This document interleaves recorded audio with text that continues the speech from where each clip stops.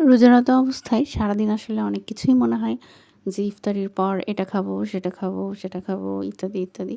কিন্তু আসলে ইফতারির পর কিছুই ঠিকমতো শান্তিমতো খাওয়া যায় না। কারণ এমনিতেই পেটটা ভরা, ভরা লাগে।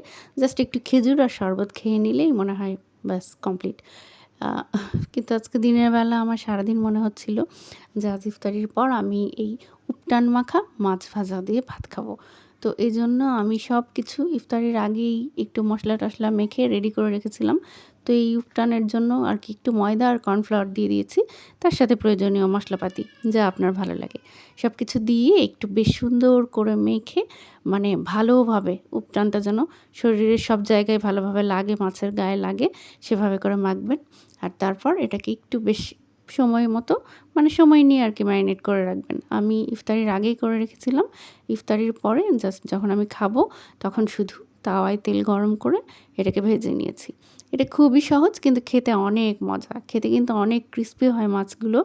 কারণ এই যে মাছগুলোর গায়ে কর্নফ্লাওয়ার আর ময়দার একটা প্রলেপ থাকে এইজন্যে।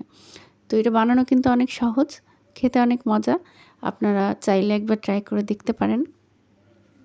আর যদি ট্রাই করেন তাহলে আমাকে একবার জানাতে ভুলবেন না। আমার ভালো লাগবে। তো লেটস এনজয়। By, by.